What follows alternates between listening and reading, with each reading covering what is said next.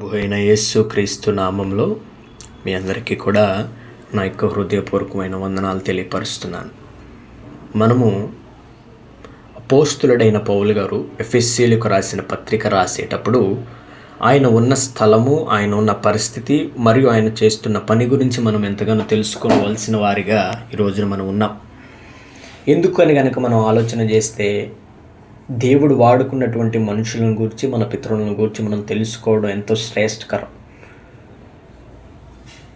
మనం వారి ద్వారా ఎంతో శక్తిని పొందొచ్చు, ఎంతో విశ్వాసాన్ని మనలో మనం పెంపొందించుకోవచ్చు, దేవుని యందు భయభక్తులు కలిగి జీవించగలం.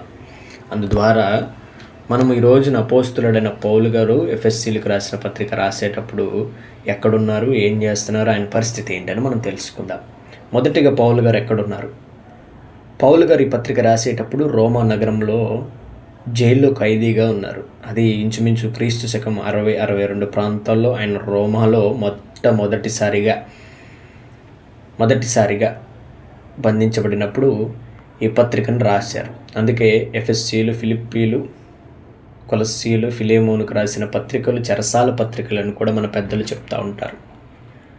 ఆయన పరిస్థితి ఏంటి? పత్రికలు రాసేటప్పుడు ఆయన పరిస్థితి ఏంటి?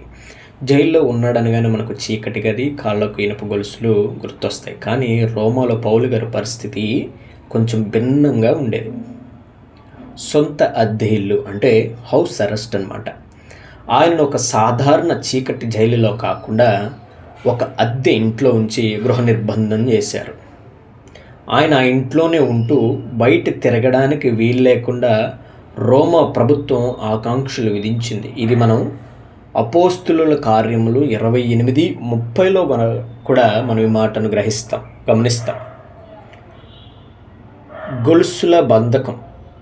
ఆయన సొంత ఇంట్లో ఉన్నప్పటికీ భద్రత కోసం ఒక రోమా సైనికుడికి పౌలు గారి చేతిని గొలుసుతో కలిసి కట్టేవారు. పౌలు గారు ఎక్కడికి కదిలినా ఆ సైనికుడు అతనితోనే ఉండేవాడు. అందుకని పౌలు గారు ఆ పత్రికలకు రాసేటప్పుడు ఒక మాట అంటారు, చాలా మాటలు అంటారు. నేను మీతో ఒక మాట చెప్పాలని ఆశపడుతున్నాను. ప్రభువును బట్టి ఖైదీనైన నేను అనే ఒక మాట ఎఫెసీయులకు రాసిన పత్రిక 4:1 ఉంటుంది. మరణ భయం. ఎప్పుడు రోమా చక్రవర్తి నుండి మరణశిక్ష పడుతుందో తెలియని ఒక క్లిష్టమైన, ఆందోళనకరమైన పరిస్థితి అది పౌలు గారికి. అయినప్పటికీ కూడా ఆయన జడయలేదు, భయపడలేదు, చింతించలేదు. రేపు నా పరిస్థితి ఏంటని ఆయన అస్సలు చింతించలేదు. ఆయన అక్కడ ఏం చేస్తున్నాడు అనే విషయాన్ని గురించి కూడా మనం తెలుసుకుందాం. అలాంటి కష్టకాలంలో కూడా పౌలు గారు ఖాళీగా కూర్చోలేదంటండి, లేదా దేవునిపై సనుక్కోలేదు. మనమైతే అలా మనల్ని ఎవరైనా శత్రువులు మనం బంధించి ఆ విధంగా చేసినప్పుడు దేవుని మీద ఎంతగానో సనుక్కుంటూ ఉంటాం. కానీ ఇక్కడ అపోస్తులుడైన పౌలు గారు ఆ విధంగా సనుక్కోలేదండి. ఆయన 2 ముఖ్యమైన పనులు చేశారంట. అవేంటో మనం చూద్దాం. వాక్య పరిచర్య మరియు సువార్త ప్రకటించడం. తాను బయటికి వెళ్ళి సువార్త చెప్పలేకపోయినా తనను చూడడానికి ఆ ఇంటికి వచ్చే వారందరికీ దేవుని రాజ్యం గురించి, యేసు క్రీస్తు గురించి ఎంతో ధైర్యంగా బోధించేవారంట. తనను కాపలా కాసే రోమా సైనికులకు కూడా యేసు ప్రభు ప్రేమను వివరించేవాడంట. పత్రికలు రాయడం పరిశుద్ధాత్మ ప్రేరేపణతో. సంఘాలను స్వయంగా వెళ్ళి బలపరచలేని పరిస్థితిలో ఉన్నాడు కాబట్టి ఆయన కలం పట్టాడు.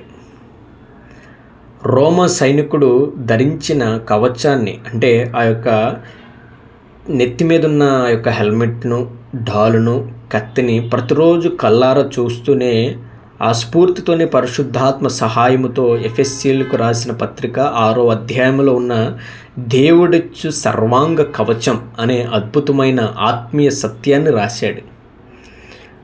అర్థమవుతుందండి మీ అందరికీ కూడా. ఆయన ఉన్న సమయాన్ని వృధా చేసుకోలేదు. ఆయన జైల్లో పెట్టారని చెప్పి దేవుణ్ణి సనుక్కోలేదు, భయపడలేదు. అసలు రేపు ఏం జరుగుతుందో అని చింతించలేదు. దేవుని సువార్తను ప్రకటించే ఉద్దేశంలోనే ఆయన ఉన్నారు. ప్రియ దేవుని బిడ్డలారా, గమనించండి. పౌలు గారు సుఖంగా ఏసీ గదిలో కూర్చుని సర్వాంగ కవచం ధరించుకోండి, అపవాదిని ఎదిరించండి అని ఈ పత్రిక రాయలేదండి. మీరు చాలా జాగ్రత్తగా గమనించాలి. ఆయన చేతికి ఇనుప గొలుసులు ఉన్నాయి, పక్కనే రోమా సైనికుడు కూడా ఉన్నాడు. రేపు ప్రాణం ఉంటుందో లేదో తెలియని పరిస్థితి అది పౌలు గారికి. అలాంటి శోధనల చెరసాలలో ఉంటూ కూడా ఆయన దేవుని యందు సంతోషిస్తూ సంఘానికి ధైర్యం చెప్పాడు. మన చేతులకు గమనించాలి, మన చేతులకు ఈ రోజున గొలుసులు లేవు, మనం ఈ రోజున జైలులో లేము. మరి చిన్న కష్టం రాగానే మనం ఎందుకు ఆత్మీయంగా వెనకబడుతున్నాం? మీరందరూ గ్రహించాలి. పౌలు గారు వలె ఎలాంటి పరిస్థితుల్లో అయినా దేవుని ఆయుధాలు ధరించి పోరాడదాం. దేవుని ఆయుధం అంటే నేను అంతకుముందు వీడియోలో మీకు చెప్పినటువంటి 6 ఆయుధాలు, అవన్నీ కూడా మనం ధరించుకోవాలి, మనలో అవలంబించుకోవాలి. దేవుని యందు విశ్వాసం కలిగి విధేయత కలిగి జీవించి ఆయన ఇచ్చే సర్వాంగ కవచాన్ని మనం ధరించుకున్నప్పుడు ఎటువంటి అపవాది కార్యముల నుండైనా మనం బయటకు తీయబడతాం. వాటిని ఎదుర్కొనే శక్తి మనకు ప్రభువైన యేసుక్రీస్తు వారు దయచేస్తారు. ఈరోజు నీ పౌలు గారి గురించి మనం తెలుసుకోవడానికి ముఖ్యమైన కారణం ఏంటంటే, నేను మొదట్లో చెప్పాను, మన పితరుల నుండి దేవుడు వాడుకున్నటువంటి సువార్థికులు దైవజనుల నుండి మనం నేర్చుకోవాల్సిన అనేక విషయాలు ఉంటాయి. ఈ రోజున మనం అపోస్తులుడైన పౌలు గారి గురించి నేర్చుకోవడం ద్వారా మనం అనేకమైన పరిస్థితుల నుండి బయటపడి ఎంతో బలవంతంగా ఆ యొక్క పరిస్థితుల నుండి మనం బయటపడకుండా సులభంగా బయటపడే విధానాన్ని మనం నేర్చుకున్నాం. పౌలు గారు ఏ స్థితిలో ఉన్నా, ఏ పరిస్థితుల్లో ఉన్నా, ఆందోళన ఉన్నా, కష్టాల కొలిమిలో ఉన్నా సరే దేవుని కోసం బ్రతికారు. అదే విధముగా మనం ఈ రోజు నుండి, ఈ క్షణం నుండి ప్రభువైన యేసుక్రీస్తు వారి కోసం బ్రతుకుదాం. ఈ లోకాన్ని విడిచిపెట్టి దేవుణ్ణి ఆరాధిస్తూ, దేవునికి కృతజ్ఞతాస్తుతులు చెల్లిస్తూ ఆయన కోసం బ్రతికేవారిగా మనం ఈ రోజున ఉందాం. ఈ మాటలన్నీ కూడా మీ అందరి వినికిడిలో దేవుడు దీవించునుగాక. Amen, amen.